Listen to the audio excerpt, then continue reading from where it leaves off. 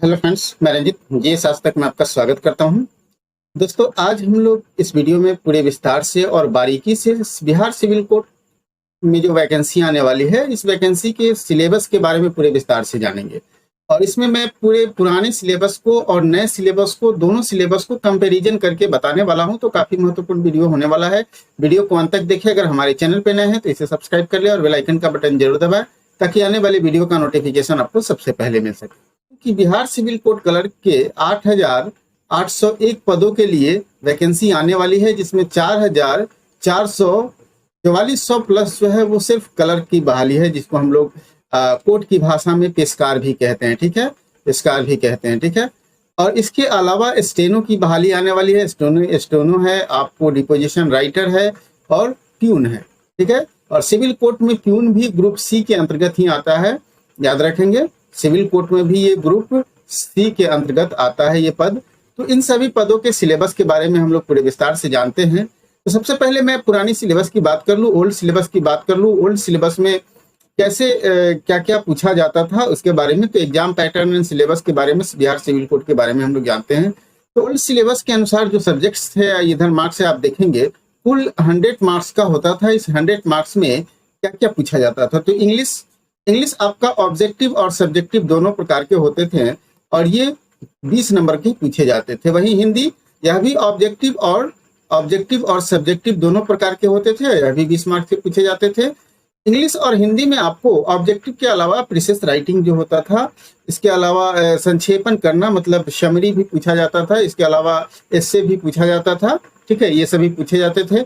Maths completely objective होते थे 25 अंक के, और जनरल नॉलेज कंप्लीटली ऑब्जेक्टिव होते थे 25 अंक के। तो कुल मिलाकर देखा जाए तो आपका जो रिटेन एग्जाम जो होता था, ठीक है, रिटेन एग्जाम वो 90 मार्क्स का हो जाता था, और आपका इंटरव्यू जो होता था, इंटरव्यू वो 10 मार्क्स के होते थे। ठीक है, तो इस प्रकार से आपने देखा कि कुल 100 मार्क्स में से 90 मार्क्स आप दे रहे हैं किसके लिए।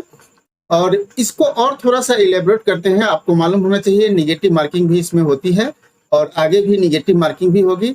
अगर हम लोग बात कर ले जनरल नॉलेज की, तो जनरल नॉलेज में पूछे जाते थे करंट अफेयर्स, इंडिया और वर्ल्ड के बारे में। ठीक है, स्पेस और आईटी क्षेत्र के बारे में, जनरल साइंस और टेक्नोलॉजी के बारे में, Indian constitution, polity and governance के बारे में, इंडियन हिस्ट्री, ज्योग्राफी, स्पोर्ट्स के बारे में, ये सभी प्रश्न पूछे जाते थे। इंडियन कल्चर के बारे में और मिसलेनियस इशूज के बारे में भी प्रश्न पूछे जाते थे। वहीं अगर मैथ की बात कर ले तो 10th स्तर की ये मैथ रहता था। ठीक है, 10th स्तर का ये मैथ होता था, और 10th स्तर में आपको number system, decimal fractions, data sufficiency, simplification, time and distance, HCF, LCM, ठीक है, average, percentage, profit and loss, discount ratio, time and work, simple interest and compound interest, simple measurement, data interpretation, ये सभी चीजें आपको पूछे जाते थे। ये सभी ये हो गया मेरे ओल्ड सिलेबस के अनुसार। लेकिन हाल ही में बिहार सरकार ने बिहार सिविल कोड रूल, ठीक है, बिहार सिविल कोड रूल जो है 2022 जारी किया है, और इसमें एक नया सिलेबस दिया है। ठीक है, तो इस नए सिलेबस को हम लोग जानते हैं। नए सिलेबस में कैसे अब एग्जाम ऑर्गेनाइज किया जाएगा। जो हमारे पास 8,801 पदों के लिए वैकेंसी आनी है, इसके लिए क्या क्या किया जाएगा। ठीक है, तो सबसे पहले हम लोग बात कर लेते हैं। तो ये देखिए, ये जो नोटिफिकेशन है आप देख सकते हैं स्पष्ट। तो दोस्तों, ये बिहार गजट है। ठीक है, और ये बिहार सरकार के द्वारा ये प्रकाशित किया गया है। और आप देख सकते हैं कि ये क्या है कि बिहार व्यवहार न्यायालय अधिकारी एवं कर्मचारी नियुक्ति, पदोन्नति, स्थानांतरण एवं सेवा शर्तें नियमावली 2022। ठीक है, ये नियमावली 2022 है, जिसको हाल ही में, ठीक है, हाल ही में गवर्नमेंट ने इसे 19 अप्रैल 2022 को अधिसूचित किया है। ठीक है, 19 अप्रैल 2022 को अधिसूचित किया गया है। इस अधिसूचना के अनुसार जो नया आपका सिलेबस है उसके बारे में अब हम लोग जान लेते हैं थोड़ा सा। तो सबसे पहले मैं आपको बता दूं, आपकी जो वैकेंसी आने वाली है वो वैकेंसी ग्रुप सी है। ठीक है, ग्रुप सी है, मतलब क्लर्कियल पद है, ग्रुप सी का पद है। और क्लास 3 कह सकते हैं उसको, समूह ग कह सकते हैं। ठीक है, समूह ग, ठीक है, क्लास 3 का पद है।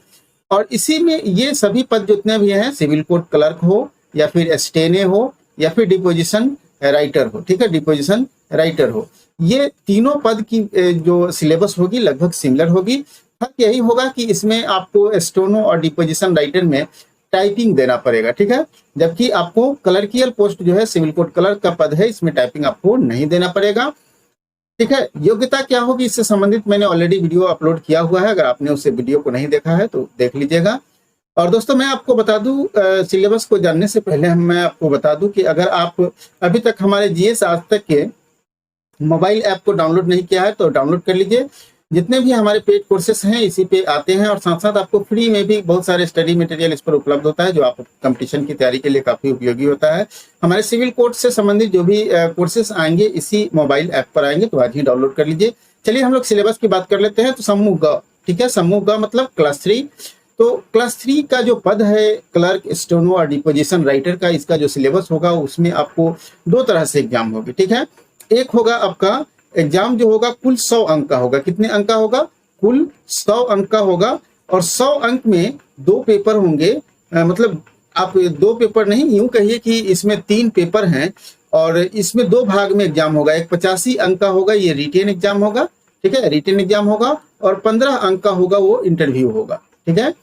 अब इस 3 पेपर होंगे, इसमें हिंदी का 30 अंक का, अंग्रेजी का 30 अंक का, और गणित का और कितने होंगे? 25 अंक का। हिंदी का जो क्वेश्चन आएगा और गणित का जो अंग्रेजी का जो क्वेश्चन आएगा, ये ऑब्जेक्टिव कम सब्जेक्टिव, मतलब दोनों तरह से होंगे। ये ऑब्जेक्टिव और सब्जेक्टिव दोनों प्रकार के होंगे, जबकि गणित का जो प्रश्न होंगे, मैथ का जो प्रश्न होंगे, वो ओनली ऑब्जेक्टिव प्रश्न होंगे, ठीक है। ये सभी प्रश्न जो है 10वीं वर्ग के स्तर के होंगे, अभी ध्यान रखना है। कुल 85 अंक के रिटन एग्जाम होगा। 85 अंक में 34 अंक लाना आपको अनिवार्य है। 34 अंक से अगर कम आएगा तो आप सिलेक्शन नहीं हो पाएगा, आप वहीं पे बाहर हो जाएंगे, ठीक है।